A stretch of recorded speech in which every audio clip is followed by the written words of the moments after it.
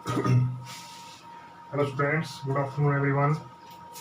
तो 2-3 दिन में मुलाकात हुई अपनी। तो आज हम करेंगे नेक्स्ट यूनिट। और नेक्स्ट यूनिट कौन सी है? Electromagnetic induction. जो अपने पास अगली यूनिट है उसका नाम क्या है? EMI। ठीक है। और ये यूनिट इतनी इम्पोर्टेंट है,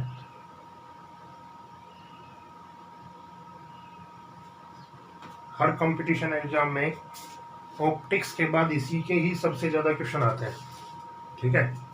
ये बहुत इंपॉर्टेंट यूनिट है और बहुत लॉजिकल यूनिट है, तो इसको आप धीरे धीरे समझने की कोशिश कीजिए, आपको आसानी समझ में आएगा। इसका हम करेंगे NCERT प्लस HC वर्ग।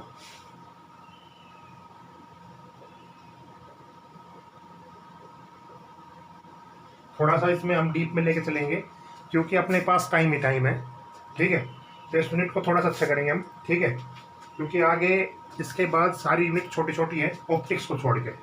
यही एक पार्ट है जो आपका बड़ा बचता है। ठीक है। और ये बहुत इंपॉर्टेंट पार्ट है। तो आज हम इसको स्टार्ट करवाते हैं। तो सबसे पहला काम इसमें हम करवाएंगे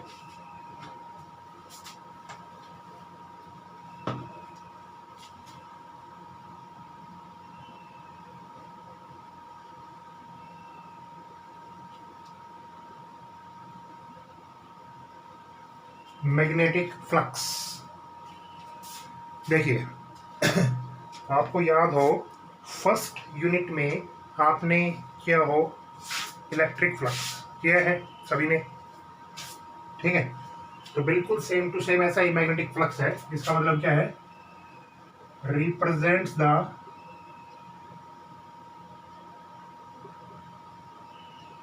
magnetic field lines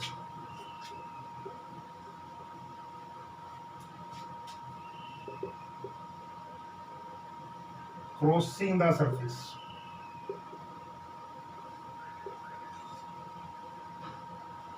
represents the magnetic field line crossing the surface। इसका मतलब जैसे इलेक्ट्रिक फ्लक्स में आपने किया था number of magnetic field lines crossing the surface, इसी तरह इसमें क्या है कि number of magnetic field lines crossing the surface. इसका मैथमेटिकल रूप देखो किसका लिखा जाएगा। वहां पे ई यूज करते थे, यहाँ पे हम क्या यूज करेंगे? ये B.ds। क्या कुछ आपको याद आ रहा है? हमने इस तरह यूज किया था। ठीक है। This is the surface integral. ठीक है। क्लोज हो या ना हो, इसमें थोड़ा सा ये चेंजमेंट आएगा। क्लोज हो या ना हो या कर लो, आपको दिक्कत नहीं है। ठीक है। क्योंकि हमने गॉस लॉ में पढ़ा था कि मैग्नेटिक फील्ड क्लोज हो या यूनिफॉर्म हो, कैसा भी हो। ठीक है। उसमें हम क्लोज इंटीग्रेशन ही लगाएंगे। ठीक है। तो जैसा इलेक्ट्रिक फ्लक्स में हम पढ़ा था phi E is equal to E.ds, बिल्कुल same to same magnetic flux में यही है। Phi B is equal to B.ds। ठीक है। इसके बाद एक लाइन देखिए, अगर सरफेस 2 डायमेंशन में है एंड नो स्पेशियल वेरिएशन, ये थोड़ा सा बाहर की लाइन है। ठीक है। अभी आप बुक में देखो, नो स्पेशियल वेरिएशन। अगर सरफेस 2 डायमेंशन के अंदर है, एक्स और वाई के अंदर, और कोई भी स्पेशियल वेरिएशन नहीं हो रहा, इसका मतलब कोई भी टाइम के साथ पोजीशन चेंज नहीं हो रही। ठीक है। तो उसको आप ऐसा लिख सकते हैं,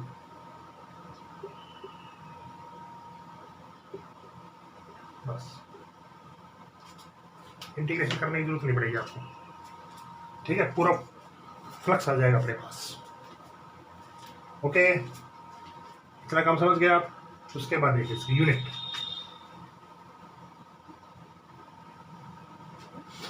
यूनिट देखिए आप, यूनिट में हम देखो क्या करेंगे। देखो मैग्नेटिक फील्ड यूनिट क्या होती है? टेस्ला। और सरफेस एरिया यूनिट क्या होती है? Tesla metre. ठीक है। सॉरी। तो मैग्नेटिक फील्ड की यूनिट होती है टेस्ला और सरफेस एरिया यूनिट क्या होती है? Metre square. तो ये यूनिट किसकी हो जाएगी? फाई। ठीक है। मींस फ्लक्स की यूनिट ये हो जाएगी। और टेस्ला एक साइंटिस्ट का नाम है, मीटर स्क्वायर साथ आ गया तो इसकी एक नई यूनिट नाम पड़ गई। उस यूनिट का नाम है वेबर।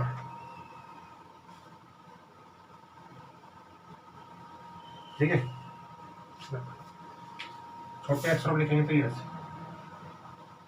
वेबर। ओके, क्लियर ये चीज, ठीक है। तो मैग्नेटिक फ्लक्स की यूनिट आगे से क्या रहेगी, वेबर। अब यहां से एक यूनिट और निकलती है मैग्नेटिक फील्ड की। अगर मैं मैग्नेटिक फील्ड की बात करूं तो मैग्नेटिक फील्ड यूनिट क्या निकलेगी यहां से, वेबर। देखो एस नीचे लिया हो तो मैग्नेटिक फील्ड यूनिट क्या निकलेगी, वेबर पर मीटर स्क्वायर। ओके, डायमेंशन मतलब आपसे पूछ रहे कि वेबर पर मीटर स्क्वायर किसकी यूनिट होती है, तो आप बता सकते हैं कि मैग्नेटिक फील्ड या मैग्नेटिक इंडक्शन या मैग्नेटिक फ्लक्स डेंसिटी, सारे एक नाम है, इनकी यूनिट होती है। डायमेंशन जब आप इसके निकालेंगे, आपको खुद निकालनी चाहिए वैसे, ठीक है। तो इसकी डायमेंशन आएगी M1 L2 T-2 और A-1 करके देख लेना आप, ठीक है। बी की रखना और एरिया की रखना, ठीक है। तो क्या आएगी M1 L2 T-2 A-1, क्योंकि मैग्नेटिक फील्ड यूनिट होती है M1 T-2 A-1, तो एरिया और हो जाएगा L2। ओके, अब यहां से काफी कंक्लूजन निकलते हैं, वो देखिए आप कंक्लूजन क्या क्या है।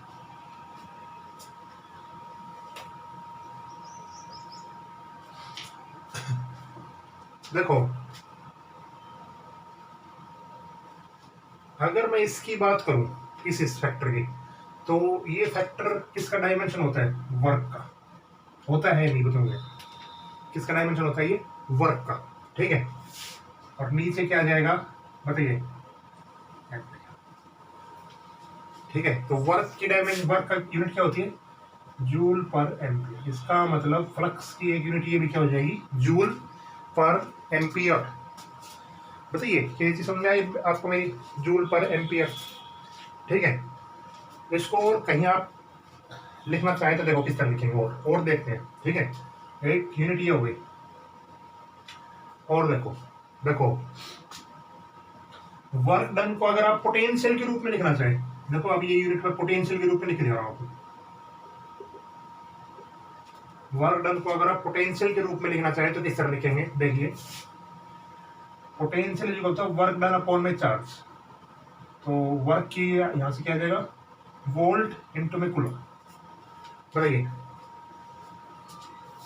V का वोल्ट और चार्ज क्या हो जाएगा, कूलम। यहां पे रखते हैं डायमेंशन में, तो वोल्ट कूलम अपॉन में एम्पियर, एम्पियर होता है करंट, और करंट क्या होता है, क्यों अपॉन में टी। चार्ज की यूनिट क्या होती है, कूलम, और टाइम की यूनिट क्या होती है, सेकंड। तो कूलम पर सेकंड, तो ऊपर सेकंड चला जाएगा, कूलम से कूलम क्या हो जाएगा, कैंसिल, एक यूनिट अपने पास हो जाएगी, और इस यूनिट का नाम क्या है, वोल्ट सेकंड। बताइए, तो यहां से हम यूनिट चेक कर रहे थे मैग्नेटिक फ्लक्स की, तो सबसे पहली यूनिट हमें क्या मिली, वेबर। उसके बाद हमने जब डायमेंशन चेक की तो डायमेंशन से हमें और यूनिट मिल गई, जूल पर एम्पियर। अगर आपसे पूछ सकते हैं ये, क्योंकि अब वो होते हैं ना ऑब्जेक्टिव क्वेश्चन होते हैं, तो आपसे ये पूछा जा सकता है कि जूल पर एम्पियर किसकी यूनिट होती है, ठीक है। कौन सी फिजिकल क्वांटिटी है जिसकी यूनिट जूल पर एम्पियर होती है, कौन सी फिजिकल क्वांटिटी है जिसकी वोल्ट सेकंड होती है, ठीक है। तो ये इस तरह की डायमेंशंस और यूनिट शायद आपको क्लियर हो गई होंगी, ठीक है। आगे बढ़ते हैं, देखिए आगे देखिए आप इतना काम कर लेंगे आप इसमें, ठीक है। ये तो पता ही होगा कि आपको बी डॉट डी एस के बीच का angle, B dot D S को हम किस तरह लिखते हैं, B D S cos theta, और कोस थीटा का मैक्सिमम होता है 0 पे, या कब होता है, फिर में होता है, ठीक है, 0 पे होता है, और मिनिमम होता है 90 पे या 180 पे, आप कह सकते हैं -1 होता है, ठीक है। उसके बाद इसी में हम एक टर्म और बढ़ा रहे हैं,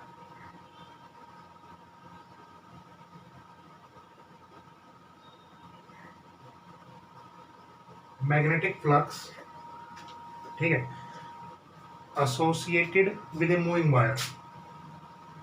थोड़ा सा ध्यान से समझना इसको, क्योंकि बुक में आपको नहीं मिलेगा, लेकिन ये अपने काम आएगा पूरे चैप्टर के अंदर। Magnetic flux associated with a moving wire, ठीक है। तो इसमें दो पार्ट हम करेंगे, एक करेंगे हम ट्रांसलेटरी,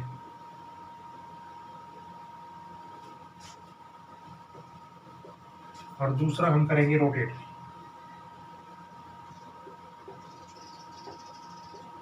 ठीक है, एक बार दो जो वायर है वो कैसे चलेगी, ट्रांसलेटरी सीधी, ट्रांसलेटरी मतलब कैसे सीधी, और एक बार जो वायर है वो कैसे चलेगी, रोटेशन। ठीक है, डायग्राम बनाते हैं दोनों को, देखिए किस तरह मैं बताता हूँ आपको, ये करना है आपको क्योंकि ये आपने आगे काम आएगा। यहाँ पे डायरेक्शन का बहुत इंपॉर्टेंट रोल है, डायरेक्शन पे इक्वेशन पक्का पक्का आता है, हर जगह आता है, कंपटीशन में लगा लो चाहे बोर्ड में लगा लो। ठीक है, तो आपको डायरेक्शन ध्यान से देखनी, अभी नहीं आएगी डायरेक्शन, अभी तो आपको ये काम करना है। ये मान लेते हैं मैग्नेटिक फील्ड अंदर की तरफ है। ठीक है, मैग्नेटिक फील्ड कैसी है, अंदर की तरफ है। अब देखिए यहाँ पे कोई वायर है, इस तरह ये कोई वायर है। ठीक है, और इस वायर की लेंथ है एल। क्या लेंथ है इसकी, एल। इसको हम v वेलोसिटी से इसके अंदर चला रहे हैं, इसको हम v वेलोसिटी से इसके अंदर चला रहे हैं। ठीक है, तो ये वायर किसी जीरो टाइम पे यहाँ पे थी और किसी t टाइम पे यहाँ पे हो जाती है, मान लेते हैं।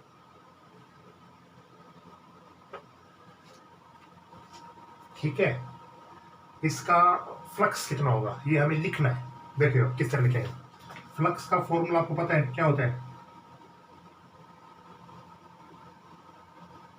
D dot S. Integration use नहीं करना। ठीक है, ये पहले डी फोर था, स्मॉल था।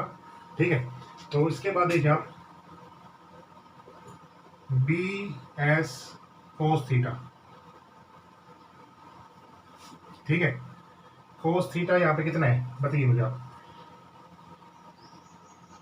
बी की डायरेक्शन और एरिया वेक्टर की डायरेक्शन कैसी है। देखिए बी अंदर की तरफ है और ये वायर इस तरह चल रही है, तो इसका नॉर्मल भी या तो बाहर की तरफ पड़ेगा या अंदर की तरफ पड़ेगा। फ्लक्स एक स्केलर क्वांटिटी है। ठीक है, B S cos theta, B देखो बी एरिया, एरिया क्या लिखा जाएगा, देखो एरिया होता है लेंथ एल। ठीक है, इंटू इम्पीडेंस। ये कितना चला यहाँ से यहाँ तक बताइए मुझे, आपके पास कितनी डिस्टेंस है ये, v इंटू में टी, ऐसे है ना, v वेलोसिटी से टी टाइम पे, v एल बी। ठीक है, अब इस लाइन का मतलब देखिए क्या है, इस लाइन का मतलब ये है फ्लक्स चेंजेस विद टाइम। बस इसको आपको याद रखना है अभी के लिए, क्योंकि हम आगे इसको यूज करेंगे अभी, देखना। ठीक है, इसके बाद देखिए आगे अगले काम में भी, जैसे ये बी यूनिफॉर्म था भाई अंदर की तरफ, इसी तरह एक भी हमने यहाँ पे फिर लगाया इसी तरह का अंदर की तरफ। क्रॉस का मतलब अंदर, डॉट का मतलब बाहर। This is be uniform, this is be uniform. ठीक है, अब ये वायर ऐसी है इस तरह की, और इसको हम इस तरह घुमा रहे हैं। तो जब घुमाते हैं तो हम एंगुलर वेलोसिटी का यूज करेंगे, और वो वेलोसिटी कौन सी होगी, ओमेगा। 11th क्लास में आपने पढ़ा हो ओमेगा। ठीक है, v तो लीनियर वेलोसिटी, लीनियर से घुमा रहे हैं, ट्रांसलेटरी। रोटेटरी में हम कौन सा यूज करेंगे, ओमेगा। ठीक है, अब यहां देखिए आप phi is equal to B S cos theta. यहां पे आप देखेंगे तो हर बार एंगल चेंज हो रहा है। जब इसको कट करेंगे ना तो एंगल देखो पहले यहां पहुंचेगा ये ऐसे। ठीक है, तो हर बार एंगल क्या करेगा, ये चेंज करता चलेगा एरिया वेक्टर इसका। ठीक है, बी तो यूनिफॉर्म अंदर की तरफ, लेकिन एरिया हर बार ऐसे चलेगा, घूमता घूमता घूमता घूमता। तो इसका मतलब एस इसका चेंज होता चलेगा। इसको लिखने की कोशिश करते देखो, फाई बी एस। ठीक है, तो कोस थीटा की जगह हम यहाँ पे क्या लिखें। ठीक है, ये एंगल ऑफ रोटेशन है, तो इस एंगल ऑफ रोटेशन में हम थीटा की जगह क्या लिखें, तो थीटा की जगह हम लिखेंगे, अभी आपने पढ़ा है omega is equal to theta upon में टी, ये omega is equal to 2 pi upon में टी। नहीं पढ़ा तो आप पढ़ लो। ठीक है, एंगुलर वेलोसिटी क्या होती है, एंगुलर डिस्प्लेसमेंट अपॉन में टाइम। ठीक है, तो इसको हम लिख लेंगे ओमेगा टी। कितना लिख लेंगे? ओमेगा टी, कोस थीटा की जगह पूरा, ठीक है, क्योंकि कोस थीटा एक स्मॉल एंगल है, इसलिए हम इसको हम ये लिखना चाहते हैं ओमेगा टी, ठीक है। अब इसमें आप देखिए क्या बनाएंगे, इसमें आप ये बनाएंगे कि एस निकालेंगे, एस एरिया, एरिया किस तरह निकालेंगे? देखो निकालने का तरीका बता देता हूँ। ये पूरी रोड जो घूमेगी कितने एंगल बनाएगी? 2 पाई। इसके दौरान ये इसकी लेंथ है, ये कितना एरिया कवर कर रही है? मान लेते हैं एरिया कितना कवर करेगी सर्कल का? Pi L square. 1 के लिए क्या करेगी ये?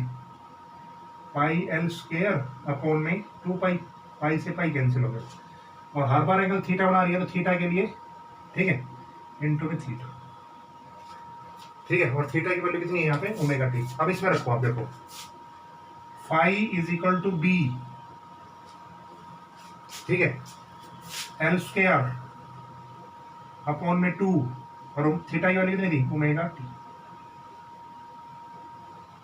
ये भी फ्लक्स है, किसके साथ चेंज हो रहा है?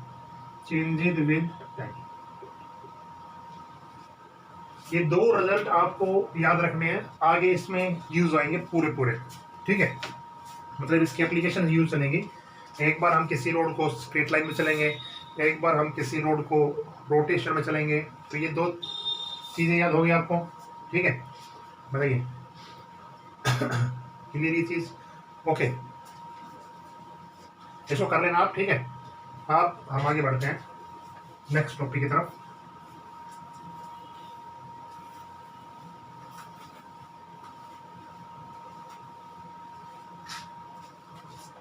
नेक्स्ट टॉपिक अब हमारा स्टार्ट होता है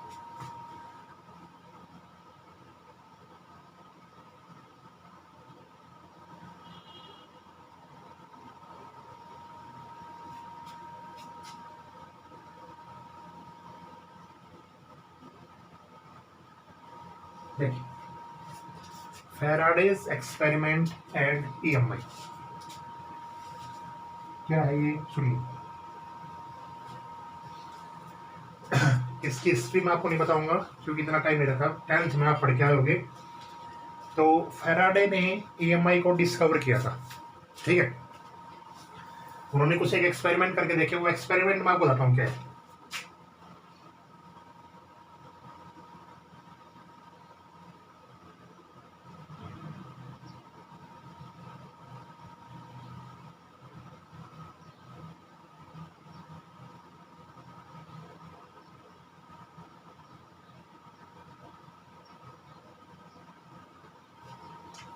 ये एक कॉइल यूज है, ठीक है, फर्स्ट ये एक कॉइल यूज ने, इस कॉइल में एक गैल्वेनोमीटर अटैच कर दिया। गैल्वेनोमीटर का मतलब क्या होता है? To detect the current, measure नहीं करता, सिर्फ क्या दिखाएगा? Deflection, to detect current. एक मैग्नेट है,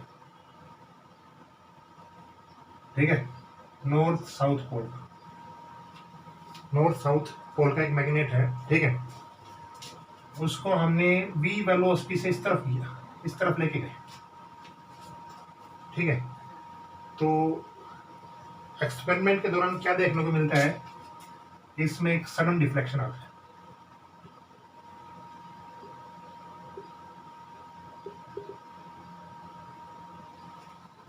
क्या आता है? सडन डिफ्लेक्शन, ठीक है, मतलब इसमें करंट क्या करता है? इंक्रीज करता है, और डिफ्लेक्शन जो आता है वो पॉजिटिव साइड आता है, ठीक है। एक दूसरी कंडीशन में, इसी में बता देता हूँ आपको, ठीक है, थोड़ा समझने की कोशिश करना, बुक में ये तीनों डायग्राम है, ठीक है। इसी कंडीशन में जब ये इसको इस तरफ लेके चलता है तो भी एक रिफ्लेक्शन प्रोड्यूस होता है, इसमें करंट क्या करेगा? डिक्रीज करेगा, मीन्स नेगेटिव, ठीक है। तीसरी कंडीशन में ये स्टेशनरी रहता है, स्टेशनरी, V0, ठीक है, नो डिफ्लेक्शन, ठीक है। नो डिफ्लेक्शन, कोई डिफ्लेक्शन नहीं होगा तो करंट नहीं आएगा। इसका मतलब क्या है, अब देखिए ये 3 एक्सपेरिमेंट से हमें क्या पता चला, देखिए कि तीनों आपको समझ में आ गया ना क्या है कि पहले केस में हमने क्या किया, पहले केस में हम ये कोई मैग्नेट था, इस मैग्नेट को मूव करवा के इस कॉइल के पास लेके गए। दूसरे केस में इस मैग्नेट को हम दूसरी तरफ लेके गए। तीसरे केस में हमने इस मैग्नेट को स्टेशन रख दिया। 3 केस है।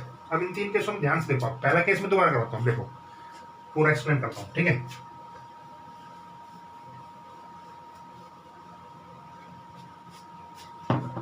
अब जैसे ही ये मैग्नेट v वेलोसिटी से आगे गया, ठीक है, तो पहले मान लेते हैं ये इसकी मैग्नेटिक फील्ड लाइन थी ऐसे, ठीक है, क्योंकि मैग्नेटिक फील्ड लाइन कैसे चलेगी, नॉर्थ से साउथ। अब ये जैसे ही आगे आया, ये अपना डायग्राम बना लेना, लेकिन आप समझने की कोशिश करो बस, ठीक है।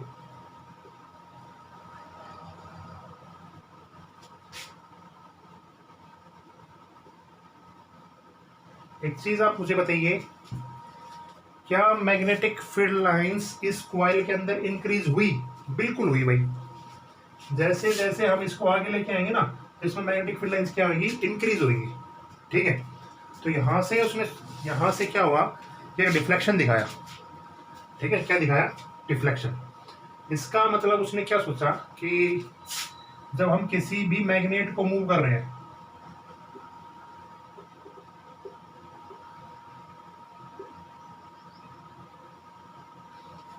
तो इसका मैग्नेटिक फ्लक्स क्या हो रहा है, चेंज, क्योंकि एरिया के अंदर से मैग्नेटिक फील्ड लाइन ज्यादा जा रही है, तो मैग्नेटिक फ्लक्स चेंज हो गया। फाई इज इक्वल टू क्या होता है, बी डॉट डी एस, ठीक है। तो पता ये चला कि इसके अंदर से मैग्नेटिक फील्ड लाइन इंक्रीज हो गई, तो इसका डिफ्लेक्शन कुछ ऐसा आ गया, पॉजिटिव साइड, करंट इंक्रीज हो गया। जब हम इसको दूर लेके जा रहे थे, ये डायग्राम आप बुक से कर लेना, ठीक है, आपको बता देता हूँ सारी कहानी क्या है। अब इसको हम दूर ले गए,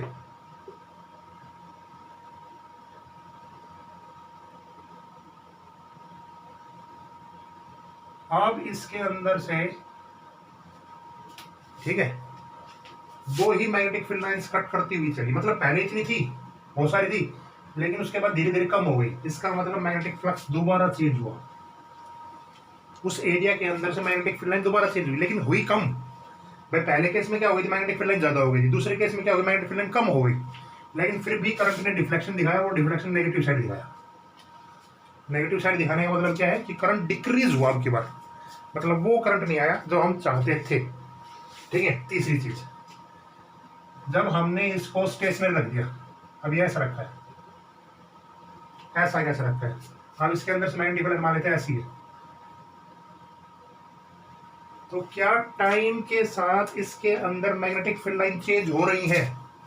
बताइए, नहीं हो रही है, तो इसका मतलब यहां पे कोई करंट नहीं हुआ, no deflection.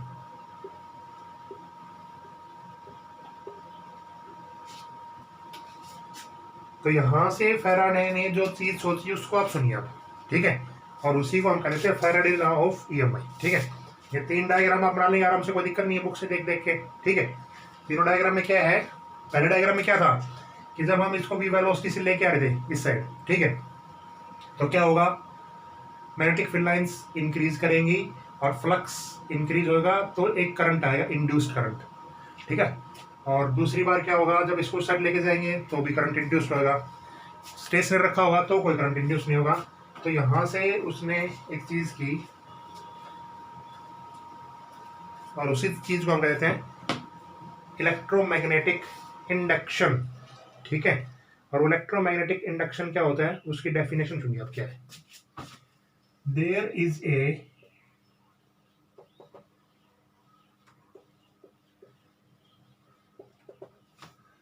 relative motion between a magnet and coil, ठीक है। whenever the amount of magnetic flux linked with coil changes and EMF और करंट इंड्यूस्ड, इंड्यूस्ड मतलब चेंज होना। This process is called EMI। इस process को हम क्या कहते हैं? EMI। ठीक है, शॉर्टकट में इसको कहते हैं the production of electricity from magnetism. अब इसका मतलब आप समझने की कोशिश कीजिए। पहली यूनिट में देखो, अब मैं आपको पूरी हिस्ट्री बताऊं। पहली यूनिट में हमने पढ़ा था कि कोई स्टैटिक चार्ज था, ठीक है, वो क्या फैला रहा था? Electric field. कोई मूविंग चार्ज था, वो क्या फैला रहा था? इलेक्ट्रिक करंट, ठीक है। और कोई इलेक्ट्रिक करंट वायर थी, वो क्या फैला रही थी? Magnetic field. तो देखो, पहले चार्ज रेस्ट पे था, फिर मूव किया, फिर उसके बाद करंट बनाया, फिर मैग्नेटिक फील्ड फैला। चौथी यूनिट में फैराडे ने क्या सोचा कि क्या कोई मैग्नेट, ठीक है, मतलब कोई मैग्नेटिक फील्ड भी करंट को जनरेट कर सकती है, ठीक है। मतलब बिल्कुल इससे रिवर्स प्रोसेस। पहले हम किससे चले थे? चार्ज से। अब हम किससे चलेंगे? मैग्नेट से, ठीक है। तो बिल्कुल पढ़ा, और इसने 3 एक्सपेरिमेंट करके भी दिखाए, ठीक है। उसके बाद इसने कॉइल को भी हिलाया डुलाया। अगर मैग्नेट हमने स्टेशन रखा, अगर कॉइल को भी हम हिलाते डुलाते हैं, कॉइल को भी, ठीक है, तो भी मैग्नेटिक फील्ड चेंज होगी। भाई कॉइल को दूर लेके जाएंगे तो मैग्नेटिक फील्ड कम हो जाएंगी, कहाँ पास लेके आएंगे? तो उसने क्या बताया कि there is a relative motion between a magnet and coil. एक मैग्नेट के अंदर और एक कॉइल के अंदर क्या है? रिलेटिव मोशन है, बिल्कुल है, ठीक है। whenever the amount of magnetic flux link with the coil changes। अब जितनी मैग्नेटिक फ्लक्स कॉइल के साथ चेंज होंगी, ठीक है, तो उस सर्किट के अंदर क्या आएगा? या तो EMF आएगा या इंड्यूस्ड करंट आएगा, ठीक है। तो EMI की शॉर्ट फॉर्म क्या होती है? The production of electricity from magnetism. Magnet से हम किस तरह इलेक्ट्रिसिटी प्रोड्यूस कर सकते हैं, उस प्रोसेस को हम कहते हैं EMI। क्लियर की चीजें यहां तक? ठीक है, यहां तक समझ में आ गया सभी को? 2 चीजें और करते हैं अभी लास्ट, ठीक है। इतना काम लिख लेंगे, पहले 3 डायग्राम बनाएंगे, ठीक है। 3 डायग्राम बनाने का बहुत है, बस कॉइल को हिलाना डुलाना मत, ठीक है। वो भी वही बात है, चेंजमेंट दोनों में सेम होगा, ठीक है। कॉइल को भी सरकाएंगे तो भी वही बात है, मैग्नेट को मूव करेंगे तो भी वही बात है।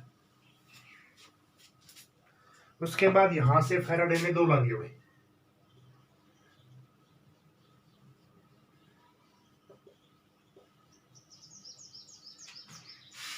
फैराडे ने कितने ला दिए? 2 लॉ, ठीक है।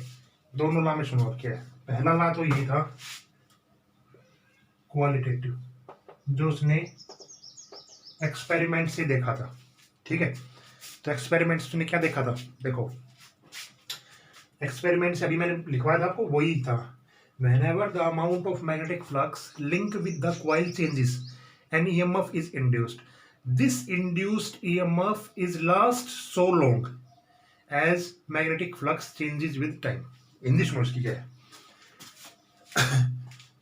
कोई भी मैग्नेटिक फ्लक्स किसी कॉइल से लिंक होकर जब तक चेंज होता रहेगा, ठीक है, तब तक उसके अंदर क्या बना रहेगा? करंट बना रहेगा या EMF बना रहेगा, ठीक है। वो EMF जब तक बना रहेगा जब तक मैग्नेटिक फ्लक्स चेंज होती रहेंगी। अगर मैग्नेटिक फ्लक्स चेंज होना बंद हो गई, इसका मतलब करंट बनना बंद हो गया। तो पहला लॉ क्लियर हो गया। पहला लॉ में जो वो था ना, डेफिनेशन लिखवाई थी, वही है बस, क्योंकि तीनों चीज इसमें बताई थी, तीनों कि मैग्नेट स्टेशनरी रहेगा तो कोई डिफ्लेक्शन नहीं दिखाएगा, मैग्नेट अगर मूविंग करेगा तो डिफ्लेक्शन दिखाएगा, पॉजिटिव कब दिखाएगा? जब हम बढ़ाएंगे, नेगेटिव कब दिखाएगा? जब हम घटाएंगे, ठीक है। अब इसकी क्वांटिटेटिवली उसने इसको रिप्रेजेंट कैसे किया?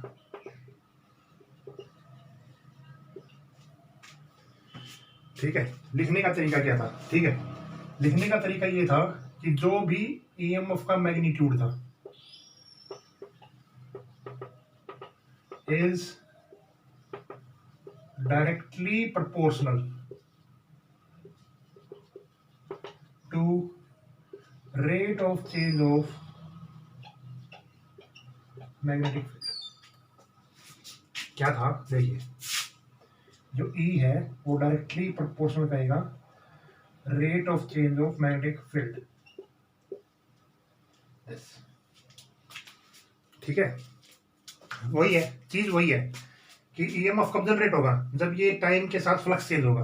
अगर नहीं होगा तो ईएमएफ जनरेट नहीं होगा। कम होगा, फ्लक्स कम जनरेट होगा तो ईएमएफ कम होगा, फ्लक्स ज्यादा होगा तो ईएमएफ ज्यादा होगा। वही बात है, मैग्नेट को पास लेके जाएंगे तो फ्लक्स ज्यादा होगा, ईएमएफ ज्यादा होगा। मैग्नेट को दूर लेके जाएंगे तो फ्लक्स कम होगा, ईएमएफ कम होगा। मैग्नेट को अगर कहीं रख देंगे स्टेशनरी पे तो no EMF, no magnetic flux change. ये मैथमेटिकल इसका लिखने का तरीका था, 2 ला देंगे, ये समझ में आया। अब इसको प्रोपोर्शनली साइन को जब हटाते हैं ना तो इसको लगाते हैं माइनस।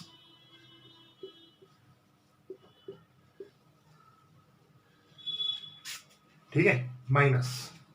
इस माइनस का सिग्निफिकेंस कल के टॉपिक में आएगा, जो नेक्स्ट वीडियो बनेगी वो बताएगी हमें कि ये माइनस होता क्या है। क्लियर यहां तक ये चीज? ठीक है, इस माइनस के सिग्निफिकेंस को मैं भी नहीं बता रहा हूँ क्योंकि वीडियो थोड़ी लंबी हो जाएगी। देखता हूँ मैं कितने मिनट की बन गई। हाँ, 30 मिनट्स की बन गई, क्योंकि इससे ऊपर ये फिर डाउनलोड नहीं होती है। ठीक है, तो इस माइनस साइन का सिग्निफिकेशन मैं आपको बताऊंगा कल। क्लियर? यहां तक आप कर लेंगे। Magnetic flux unit Faraday Faraday 2 laws. ठीक है, इसका कारण क्या है? इसका कारण क्या है अभी पता चल गया ना आपको? इसका कारण क्या है? इसका कारण यही है कि मैग्नेटिक फ्लक्स जब चेंज होता है तो ईएमएफ आता है। ठीक है, मैं पूछ ले what is the cause of EMF. तो ईएमएफ का कॉज क्या है कि जैसे जैसे फ्लक्स चेंज होगा तो वो ईएमएफ का कारण बनता है। अब 6.1, 6.2, 6.3। ठीक है, ये बिल्कुल इजी क्वेश्चन है, एनसीईआरटी सोल्ड। ठीक है, इनको आपको कॉपी में ही करना है, साथ साथ एनसीईआरटी हम लेके चल रहे हैं तो सोल्ड एग्जाम्पल सारे करेंगे। ठीक है, तो ये 3 आसान है, उससे अगले थोड़े से मुश्किल मिलेंगे, वो मैं करवाऊंगा अपने आप। ठीक है, जैसे अगला केस करेंगे ना तो उसमें थोड़े से समझ में आ जाएंगे। बाकी ये तीनों में फिर भी कोई दिक्कत आए तो आप मेरे से पूछ लेना। ठीक है, तो आपको ये काम करना है और ये न्यूमेरिकल करना है। Okay, good bye.